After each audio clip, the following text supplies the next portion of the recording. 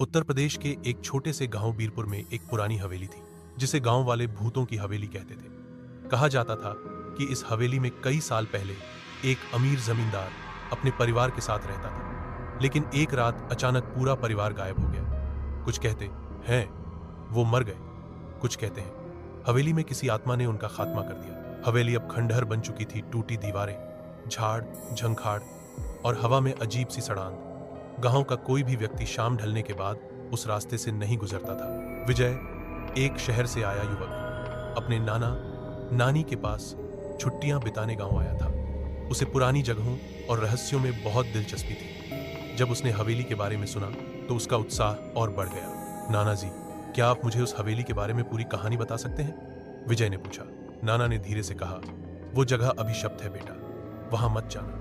वहां आज भी रात में किसी औरत की चीखें सुनाई देती हैं। कहते हैं जमींदार की बहू रूपवती की आत्मा अब भी वहां भटकती है। एक चुड़ैल बनकर विजय को कहानी सुनकर और भी जिज्ञासा। उसने तय किया कि वह खुद जाकर देखेगा कि सच में वहां कुछ है या नहीं।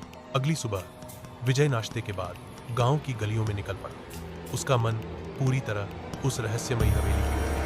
वह गांव के बुजुर्गों से पूछताछ करता रहा, लेकिन कोई भी उस हवेली का जिक्र सुनते ही चुप हो जाता। एक बूढ़ा व्यक्ति, जिसे सब रामदीन काका कहते थे, धीरे से बोला, बेटा, उस हवेली में मत जाना। जिस दिन जमींदार की बहू की बारात आई थी, उसी दिन उसकी मौत हो गई थी। कहते हैं किसी ने काले जादू से उसे मारा और तब से उसकी आत्मा हवेली में कैद हो गई है। रात को उसकी साड़ी की सरसराहट और पायल की आवाज अब भी सुनाई देती है।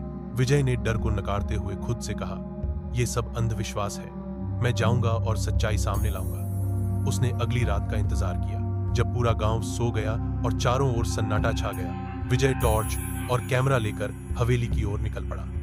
रास्ते में केवल झिंगुरों की आवाज और कभी कभी दूर से आती उल्लू की चीख उसके कानों में पड़ती। हवेली के पास पहुंचते ही हवा में एक अजीब सी ठंडक महसूस होने लगी। दीवारों पर लटकी बेलें, खिड़कियों पर झूलते जाले और दरवाजे पर जंग लगे ताले की जगह टूटी कड़ी उसे भीतर जाने का न्योता दे रही थी।